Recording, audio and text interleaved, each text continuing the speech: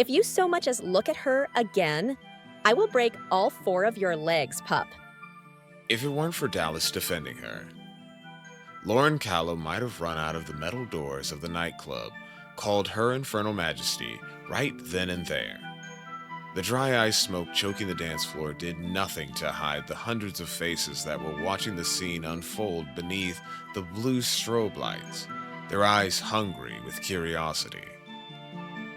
The werewolf standing before Lauren, on 2 very human legs, despite Dallas's insult, had dumped a full glass of beer over her head. Her waist-length golden hair was dripping wet, the white fabric of her short, skin-tight dress soaked and see-through. The beer was fresh off the tap, but regardless of how cold it was, her entire body was heating up from embarrassment.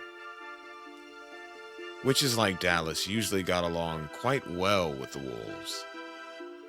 If it weren't for the fact that Lauren was a human, and therefore didn't quite belong in Angel Theme, otherwise known as the City of Everlasting Hearts, a sprawling metropolis that catered to and favored an immortal demographic, the night might have passed without incident.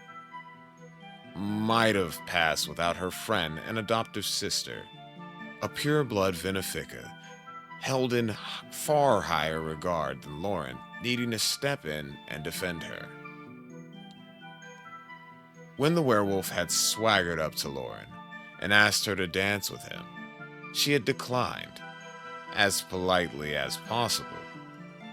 As it turned out, he didn't take well to rejection, no matter how polite the rejection may be. But this was a night for girls. Dallas had made herself very clear about this before dragging Lauren and Sabrine Van Arsdale, who was currently fetching another drink across the room, out club hopping. Dallas would never allow a summer to end without a bang, especially this one, the summer before they would start their freshman year at Angel Theme Academy for Magic. And while most girls Lauren's age would have jumped at the chance to paint the city red, Lauren had only wished to curl up on the couch. Couches were safe. Couches were ordinary, exactly how she preferred everything in her life. The wolf's fire-colored eyes flashed with anger as he looked Lauren over, his hands vibrating at his side as he fought the shift. Beneath the medley of sweat, puke, and cigarette smokes, the odor of wet dogs swept through the room. "Is she your bodyguard or your cock block?" he said to Dallas. She's my sister. Lauren bit out in a wavering voice. Her trembling fingers curled into tight fists at her side, nails digging into her palms. And you've just made an enemy of her. He glanced between her and Dallas. "A human with a witch for a sister?" he snorted. "What do you think I am? Stupid?" Apparently, you are, because I literally just warned you that I would break your legs if you looked at her again. "You want to take this outside, Venefica?" he sneered. A second werewolf, wearing an ACU Letterman jacket, stepped up to his friend's side. There was a caution in this one's gaze. And even with the music thumping through the building and shaking the floor beneath Lauren's pearlescent leather pumps, she didn't need immortal hearing to make out the words he hissed into his friend's ears. "I'd cool it, Jerome. That's Dallas Bright." There was nowhere to look without meeting a pair of prying eyes. Lauren wrung her fingers before her, looking mostly at the grimy floor than anywhere else. For the 100th time that evening, she wished she had the power to turn herself invisible, or, at the very least, teleport herself back to the 4 walls of her safe and ordinary bedroom at the penthouse. When she risked a glance up from the floor, she caught sight of a half-witch, Sabrine, heading this way. Her hand was cupped over her glass, and she was elbowing clubbers aside with impressive strength for someone her size. Her angular, deep-set eyes narrowed as she took in a soaking wet Lauren and an angry Dallas, whose expression was utterly murderous. What's going on?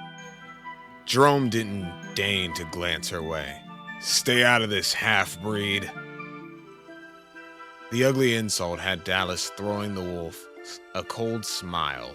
At the sight of that smile, Lauren felt her whole body turn rigid. Here we go again, she thought. Dallas stepped forward, her hip-length wine-colored hair swaying, her 8-inch ashwood focus in a freckled golden hand.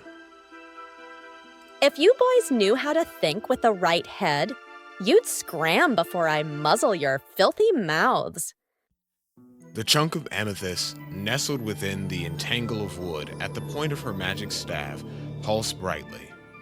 Magic sparkled, the smell of it, like smoke from blown-out birthday candles, coating Lauren's tongue as it swept through the airways. But Jerome didn't seem to care who any of them were, least of all the pure-blood Venefica standing before him with rage in her silver-green eyes. Dallas's father was a general of the aerial fleet, the country's organized military force equipped for fighting in the sky. Being threatened by the Red Baron's daughter would have convinced most people to stand down, but apparently this pup really didn't know how to think with the right head, or perhaps he was simply too drunk to realize he'd met his match. All right, that's enough," boomed a deep male voice. Tension melted away as everyone in the club turned to see the 6'7" warlock bouncer pushing his way through the crowd with beefy arms. He pinned their group with a cold stare. "You all know the rules. Anyone who starts trouble gets the boot." Jerome raised his hands in surrender and backed up into the crowd, his friend following suit. "No trouble on my end, sir. I'm not the one threatening someone with a focus." Dallas swung around to face Jerome, a strand of her hair catching in her mouth. You started it by dumping a beer on my friend, asshole. She made to lunge for him, but Lauren quickly stepped forward and grabbed a hold of her arm. He's not worth it. Her voice was barely a croak, every word trembling harder than her legs. Let it go, Dallas. The werewolves disappeared into the throng of people, and after giving Lauren and her friends a few stern words, the bouncer returned to his station at the entrance. With the excitement over, everyone who was watching the scene unfold returned to their dancing and drinking, releasing Lauren from their gaze at last. Sabrine's mouth curled into a frown as she looked at her cell phone, the screen illuminating her silken black hair and sharp planes of her honey-brown face. Girls, it's almost witching hour. We should reserve a cab. Lauren pulled her own phone out of her crossbody purse to check the time, as if it might display different numbers than Sabrine's. They'd done the one thing Lauren had always promised herself she would never do after sunset: lose track of time. City buses didn't operate this late at night, so cabs were their only option. Dallas hummed thoughtfully. She shoved her focus into her purse, the glowing amethyst reflecting in the black leather of her dress, a strapless number that hugged every curve and dip of her hourglass figure. What's tonight's forecast? Lauren felt the blood drain from her face. Don't even think about it, Dal. That's how people get eaten or attacked by machetes. Have you already forgotten what happened last summer? If you've made it this far into the video, I'd like to thank you for watching and tuning in for this audio production by Vox VoiceWorks. I'd also like to remind you to like, subscribe, and hit the bell icon to be notified for when we drop new content. We release videos at least 4 times a week, and the schedule is posted up on the channel page. With that being said, enjoy the rest of the video. Alright, so on to my review. Well, I'll start it off by saying that this is definitely not in my wheelhouse as far as something I would read myself. Definitely not something that I would normally read. It's just not something I'd pick up. But so far, there's some interesting elements. I like the introduction of the various, I should say, like, monsters, creatures, whatever you want to call them, mythical races, and talk of a city full of them. It sounds interesting enough. It's a good start for any kind of fantasy world to go ahead and give, a introduction to your setting. That aside, it very much feels like a teen drama. I don't have another way to describe it other than it feels like a teen drama. It very Degrassi-like in the way that it's presented, in the way that it's broken down. I'm not saying that's particularly a bad thing, but it definitely has all the vibes of a standard YA novel. If that's your wheelhouse or that's your cup of tea, then fine. But so far, just from a cursory glance, it definitely doesn't do anything special. It definitely gives off that romantasy vibe that you seem to see being very popular right now. Despite that, I do believe it has some potential to be very interesting going forward, but I do have my criticisms. The characters do seem a little flat, but that could just be me looking at it from a flat-footed position. I haven't read the rest of it, and so this is my first soiree into this realm for it. It's definitely something outside of the realm of what I normally read, and I can see how the early part of this might turn someone off.